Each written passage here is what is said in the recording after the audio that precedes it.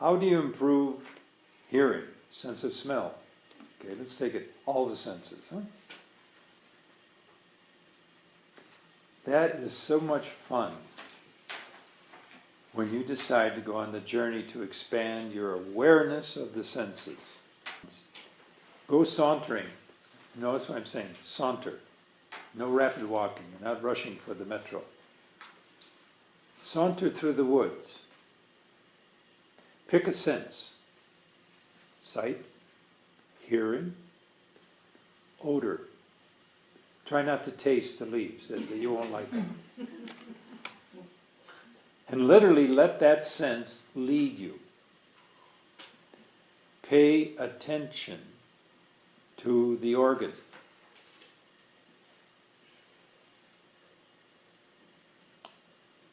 And especially if, say, it's the sense of smell. It would come on the inhalation, especially. And I guarantee you that as you walk, you'll notice the odors changing depending upon the topography. Try to figure out where it's coming from. What is it? Is it a tree? Is it the pine? Is it the decaying grass? Yeah. Do a little probing. Now you have to be centered. Poised, as I say, inside. And then you just keep this focus of your attention, on that sensory organ and take it in. Over time, you'll be surprised. You might regret developing your sense of smell, especially in the city. Oh boy. And you do it with them all. Go for maybe a walk, do a loop. And then come back, take another sense. Hearing as you walk. Pause, play with your senses. That's how you do it. Sight, most people look down at the ground, but they really don't notice what's on the ground. Just expand, look up. Also look down and look at the micro as we're level. You have to will it. Remember, intellect, will, and action. You know what you want. You want to become more aware. You will it into action by doing it. You've got it. How important is it in our tradition to have a teacher in order to make enlightenment? Everything being considered, you don't need a teacher. I asked Swamiji this one day, got his opinion, and I compared it with mine. And he agreed with mine. So I said, he must be right. However, that's rare. Like anything else, you show me a great Olympic runner that didn't have a coach. It's rare. Because the coaches can enable you to perceive things that you do not notice like he can, if he's really skilled. And then you implement that information. So the teacher is there to point the way, to remind you what constitutes the practices, what to watch out for if you do the practices, like hatha. Some of you can't do the downward dog. Some of you can't stand on your head yet. So don't worry about it. And as you know, when you start out a little stiff, and gradually the miracle takes place. It's the same way. And Swamiji mentioned, after a while, you outgrow your teacher in a sense. Because you become so skilled, you'll start paying attention to your own nature, and you'll just know. But the teacher can give you a boost, can give you the reassurance. Most people drop out because, I'm not doing, they falsely judge themselves. They're judge and jury, and that's a mistake, always. If they take that, their failure, their slowness, their inadequacy, They're not measuring up to their some kind of ideal, and that's not the way to go. So the teacher can, as it were, take that emotional tension out of you and just encourage you and point out, hey, look where you were last month and look where you are now. So the teacher is a good boost. Why are most people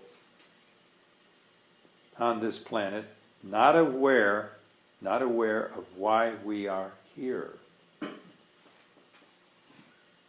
Why have we evolved in the wrong direction? that one I have to cancel. We haven't evolved in the wrong direction. And we have to use the word evolve in a very broad sense. This is not Darwinian, like mechanical. No. This is choices, remember. The hinge point for us in our growth or our slack is the choices you make. That's what kicks you ahead or holds you back or diverts you in the wrong direction. So an insight comes. You can't prove it, but it seems to make sense. So what do? Well, you test it out. That's the key. In our tradition, we're all from Missouri. Swami used to scold me. He said, don't you dare take anything I say on faith, go home and prove it to yourself. Hey, I like that. I'll follow this guy for a while.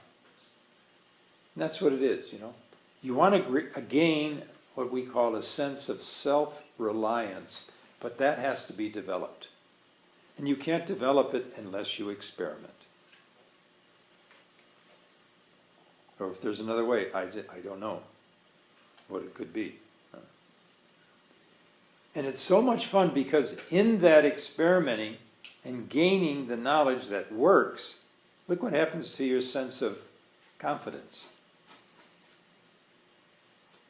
Not only that, but because you have gone through the trial and error and slipped and made the mistakes and corrected them, you're in a much better position to give a little boost to your compatriots. Point out, hey, be careful here on this particular pose. Don't strain. So it's all a matter of making a choice to do the experiment. And pay attention all the way through the action. You will the action, and then you pay attention to it, and notice the results. You keep the fruits. So, your basic tool is your body and mind. What we call the psychosomatic relationship, the mind-body relationship. And you start experimenting with them, and you're given a guide, usually by your teacher in the instructions, or he might say, here, read this book on the nature of yoga. Some teacher wrote Swami Rama's book, say. And then that'll help you begin to explore the nature of your body and mind, and you find out, well, what happens if I breathe this way? What happens if I focus this way? What happens if I meditate? Oh, now you're on your way. You're using the tools, and they're paying off. Okay? Anything else? Again, why are most people on this planet not aware of why we're here? Let's go back. That's very important. That's a fundamental question. It's got to be answered. It comes up again and again because it ought to. Think for a moment. Go back to your childhood. As I say, you were born amnesiac. You didn't know who you were. But you were trying. Because your efforts to contact life as a child are the initial thrusts of your being to now come into a self-awareness. Not just to exist. And so you stumble, you test, you put everything in your mouth, and you gradually get to know the lay of the land. And we all stumble, make a host of mistakes, but we somehow stay intact, hopefully. Now look what's going on here. You're constantly using your powers to initiate connection with the world around you. You watch people, especially those you admire, and you notice they have certain skills. You hope you could get some of them. I used to sit on the curb when I was 7. I used to get mad at adults because I wasn't growing fast enough.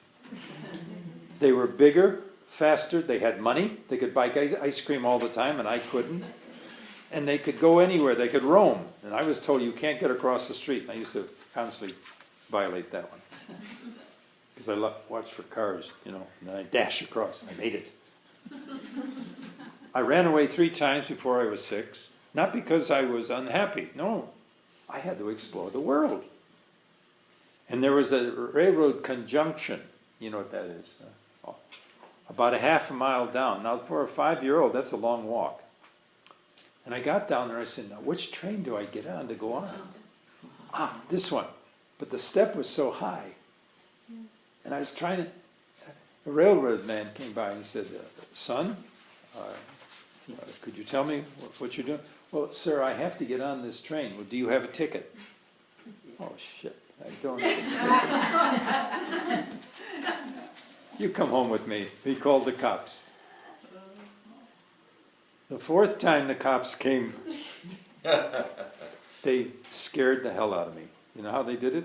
They said, listen, if you run away one more time, we're going to put you in jail and throw away the key. He terrified me because that meant I couldn't roam. I always had to be free. He scared me, and I behaved under duress. But my point is, that's the way we all are. We want to know, what's this? You can't help but want to learn. It doesn't necessarily excite you, but it gives a certain sense of fulfillment. I love to learn. It enhances my freedom. It makes me realize what a human being is, a knowing creature. Now, the people who don't know why they're here still have those experiences, but they don't really reflect on them enough to realize what they're pointing to. The act of knowledge itself, the act of knowing. And I know it's kind of hard to get and look at it, reflect on it, but the mind can do that. And when you think about it, there's such joy in the act of using our powers, intellect, will, and action. Now here's the secret. The more you can appreciate your powers, the more they'll grow. It's like feeding them. And that is so strange. That to me is also mysterious. It took me a long time to realize that. That the act of pursuit, of knowing, loving, action, the act itself can be celebrated. And in that celebration, it grows even more. Because like Swami said, the universe, there's only one way to know the universe, through your intellect, through your will, and through your action. That's it. There is no other way. If you can show me another way, I'd like to know about it. So, it's not getting a PhD. It's not acquiring investments. It's not necessarily running around to countries. It's simply learning to appreciate the nature you possess. So, this is what people forget about their own natural powers. This goes back to, a few minutes ago when I said people don't appreciate the act of knowing itself and how to stimulate it, because I don't know where to begin. I don't have any ideas. Just propose it and wait. The mind knows what you want, and this is something most people don't realize. The act of intellection brings forth what the seeker is looking for, if you just be patient. But you have to play with it. It wants you to respond by, why? Another thought. Hey, articulate that thought. Maybe write it down. Say it to your buddy. He comes back because he got kicked into his matrix and says, wait a minute, how about this? We could do this. Yeah. Boom, you got it? You can do it to yourself. I do it by writing. I like to see it up in front of me, and I look at it, and I go, boom, I got another idea. I write it. I don't have to have perfect logic yet, because it comes out spotty sometimes. Later, I start to put it together, and the mind shows me how to put it together. I love doing one-page essays that way. Just take an idea, a concept, a thought, and say, let's plow with this and open it up more. Meditation improves that. Why? Because it gets the preoccupations out of the way so the new, fresh ideas can come in. That's the whole point. That's why you need meditation under one arm all the time with you. Then you can contemplate. Got it? Because that's where the two go together. They're partners. It takes a while to catch up, in a sense, to yourself. To realize, my God, these powers can eventually make me invincible. I just don't know that. And so we have to fight fear, insecurity, suspicion, not caution. We need that. But we should never let a single emotion thwart our self-progress. Be careful. Find out why. Why did that come up? Now, there's nothing in the memory that can hurt you directly, but it can influence you. But there's nothing that can influence you that you can not turn off. Nothing. There's no experience you've gone through that can bar the door to your fulfillment. Nothing. We've all been hurt. We've all been betrayed. We can nurse that, but that's all you're going to get then.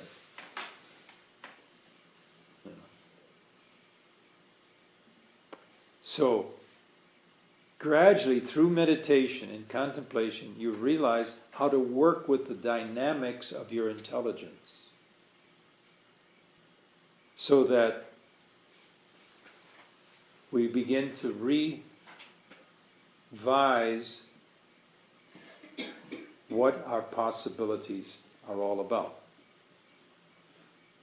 Now, I'm going to give you 3 definitions of yoga formally. And I want you to listen, if you would, and tell me which one you prefer. All of them I can find in yoga books that I'm going to give you. I've seen them, except, well, maybe one. First definition. Yoga is the restraint of the fluctuations of the mind. Next. Yoga is the elimination of the fluctuations of the mind. Yoga is the self-control of the powers of the mind. Which one do you like? Of course you do. And yet the other 2 are in major texts. They miss the whole point. Patanjali doesn't tell you to restrain, control. He says the control. It's the self-control of the powers of the mind. When you have this self-control, you've got everything. It's not just the fluctuations. That doesn't mean too much. But when you have the self-control of all the powers of your mind, oh, there's nothing left out. And that's what you're heading for because you're already doing it at this stage of your life. Every one of you are in the process of doing that. So you're already yogiing through life. And you move at your own pace and don't be in a hurry. It's coming. Haste makes waste in yoga. Remember that. So you're already in the process of enlightenment. You're already in the process of self-realization. It's not something way out there you got to reach. It's going to start to, what I say, flourish more and more in you. And in our tradition, here's the big surprise coming down the pike for you all.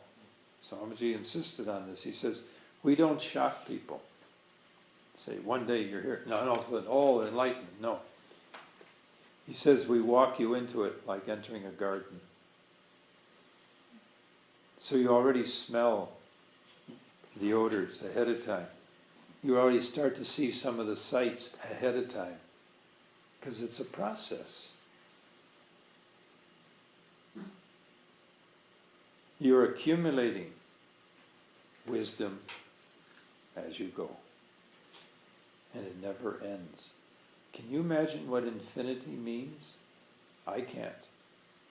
I know finiteness, I don't know infinity, but I'd like to. And that's what you're headed for. You're going to be around forever. You can't die. Essentially. Body can because it is finite. So you wanted to find out what finiteness was all about. Oh, I see, okay. And that's what we've done. Boredom can teach you something. Just ask boredom what it's all about. Turn around and face it. Just like fear. Why am I bored? What's missing? Now, probe. As I say, in Latin we say, it's called quis sit. What's going on? Why am I bored? Am I getting something out of it? No. Why not? Why did it show up now? Does it have color, shape, sound, odor? No. Do I have to hang on to it? I don't think so. What can I do to get rid of it? Pretty soon you'll know the answer. The mind, Swamiji insisted, your mind knows all the answers to every question you will ask if you're patient enough to probe it. Self-probing. Self-prodding. So just play with that. Now another thing, you can set your mind to become aware more than normal for you. That's how you can will it. Let's say we're going to go for a walk in the woods. One of the ways around here you could have fun with is before you leave this room, is say to your mind, I want you to be aware, more aware of everything going on in the woods as I walk. And just leave it be. You've said it now. You've given the mind a task. It will fulfill it. You don't know what to anticipate. Don't try. You want to be surprised. And who knows, maybe nature is listening and says, oh, where's my fox? I want my fox to show up and surprise her. Where's that turkey? Where's that owl? Be lighthearted. You're going to stumble upon insights that'll surprise you. You'll go beyond what I'm saying here. I'm just trying to get you boosted a little bit, give you hints. You'll make up your own. Can you imagine? Think for a moment. You're an architect. You're an oil painter. I'm going to spread it out. You're a cabinet maker. You work in glass. I love watching the glass makers blow through the tube. You want to create something new. How would you do it? You just ask yourself. And you start tinkering with the fragments, as it were, of the reality a little bit. And let your mind bounce off back and forth. You're in a dialogue with reality. That's the word I was looking for. You dialogue with the subject matter.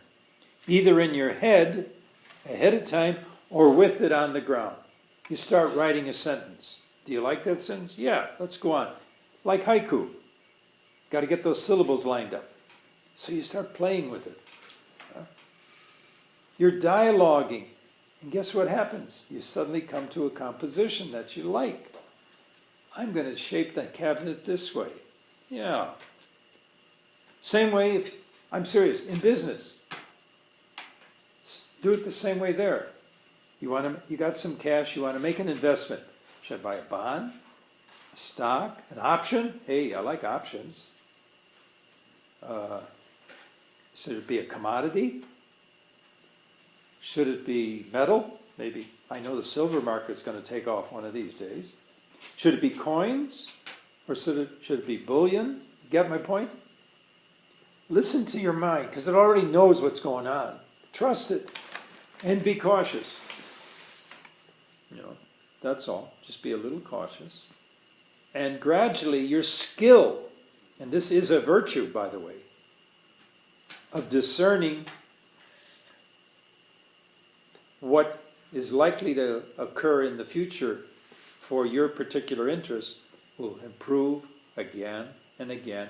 And that's what we call the experts. We go and we seek their counsel because they've had the experience, they've made the mistakes. And so we sometimes go to them and they'll make a suggestion. But in addition, you can, and the counselor is just like a coach. As I say, you also want to get a little competency, especially if you are interested. If you're not interested, don't. Then depend on them. Just be shrewd in picking out the right people then. So, again, you're working with your own. And sometimes interests come up and they surprise you. I never thought I'd get interested in this. Now, Swamiji told me that there are things building up in your mind that are ready to sprout at a certain age. Your interests at 25, have you noticed they change a little when you're 40? So that's what I call evolution. Not the mechanical kind, but this wonderful plying with matter, spirit, people, travel. All this comes together and it evokes in you insight, new desires, letting go of others, modifying. And that's why when people say I'm bored, I say, oh God, stop feeling sorry for yourself. Get going, will you? There's no such thing as boredom, really. You're just being lazy, quite frankly. And Swamiji said that's the worst fault a person can have. Apathy. I'm not interested in life. Too bad. Get out of my way. I can't waste my time with you then. Give me somebody who's struggling, I'll work with them. No. Never, never allow apathy to come into your life. Chase it away. Scold it. Beat it up. Get rid of it. Never. There's so much available in reality for our explorations, our experimentations, our development, our sharing. And the moment you open your mind, guess what Rael is saying? Let's send her some gifts. Let's send her some surprises. And that's what will happen. I can guarantee that. The moment you decide to embrace life, life says, I've been waiting, and now I got a bundle for you. And I'll keep bringing you bigger bundles. If you can handle it, in our tradition called adhikara, meaning Can you handle it when you get it? I love that. Huh? You know, it's like suddenly you get an inheritance, right? Remember that story that Swamiji told about the man who decided to be honest for 30 days? I love that story. He was abandoned by all his friends, his wife, that she wanted to divorce him because he was an idiot. He was too honest. He goes to jail because they framed him. And he's thinking, this is what happens when I try to be honest? Because it was Swamiji's master who told him. He came, he saw Swamiji and his master walking along the Ganges, up north, past Rishikesh. And he comes up, you know, he was inspired one day himself. It hit him. What am I doing to really, you know, help myself in a profound way? And so it hit him. Whoa! His eyes spied these two sannyasins walking along with the robes. They'll know what to do. See what I mean? He opened his mind, asked the question, and Rayella said, here, I'll give you the answer. I'll give you a reply. But you got to build on it. Notice what I'm saying. You got to build on it. So he runs up to him and says, Namaste, you know. Sir, may I ask you a question? Of course. What can I do to really improve my life? And Swami looks over at his master says, tell the truth for 30 days. Notice what it is. Or rather, don't lie. I'm sorry, he put it in the negative form. Don't lie. Because you don't always know the truth. Not in the sense that you're ignorant, but you just might not be familiar with the subject matter. But he says, don't lie for 30 days. Okay. He thanked him, went off. He goes to the company and he discovers that some of the people in his company are stealing. And somehow it gets back to authorities, and they come in one day and they're going to interview everybody. Can you imagine? And so when they come to him, they said, is there stealing going on in this company? Yes. Are you involved? No. Do you know who's involved? Yes. And he named him because he said he can't lie. Well, the others ganged up on him and said, he's the ringleader. And the authorities went with them because he was outnumbered, huh? So he gets thrown in jail, indicted. Hang on. So for 4 weeks he's sitting in jail thinking, what did I do wrong? His wife comes and says, you're an idiot. I'm leaving you. His daughter calls him an idiot. I'm leaving you. So they come before the judge. That's when the fun started. And the prosecutor presents all the evidence. He's the one, he's the ringleader. There are 3 witnesses against him. They explain how he did it, how he covers everything up. It looks pretty obvious, Your Honor. Okay. I'd like to hear from the accused. Sir, tell me your story. Well, this would be hard to believe, Your Honor, but I have to go way back. Go ahead, you got all the time. Well, I was walking along the beach one day with the question, and he tells me, really? What did the man look like? And he describes Swamiji's master. Guess who the judge was? The student of Swamiji's master. But he says, wait a minute, what do they call it when they want to call a break? Recess. A recess. I'm calling a recess. Come in my chambers, mister. Come on in. Tell me more about him. Oh my God, you met Swamiji and his, Babaji and his son. Nice going. Now I understand when he told you that. So he called in 2 of his detective, guys to say, he put the case on hold for about a week. And he had them do some investigating, and he came up with all the proof that it wasn't him at all, it was these other guys. And he said, you're free. And as he walked out of the court, a messenger came to him and handed him a telegram. A distant uncle died, and he had no children, so he left $1 million inheritance to him. Oh my God, now his wife wanted to come back and his daughter wanted to come back, And he looks at this and he says, oh my God. And he gives it to him. Look at this. He gives it to him and says, I wonder what it'd be like to spend my life not lying. So off he goes. Became a renunciate. Now, you don't have to do that, any of you, please. I don't want you to do that. You choose a different route. But the point is, look what his mind started with, and look how it ended up. So, if our mind knows everything, Yep. does it know our personal future? Yep. Even though we haven't chosen it yet? Yep. Wow. It knows how you're going to choose. Really? Because if you're already in that direction, Leela. Inclination? Inclination, yes. For example, I was with Swamiji on many occasions when somebody would come in and he'd say, don't get involved there. Pick something else. And anytime somebody ignored Swamiji's suggestion, guess what happened? It just fell apart. I saw a man lose his life that way because he wouldn't obey him. Not obey him, but he wouldn't take. He urged him, don't travel on this day. And I was sitting right there. And I even grabbed the guy afterwards because I knew him. And I thought he'd kind of brush it aside, I said, Dave, don't violate.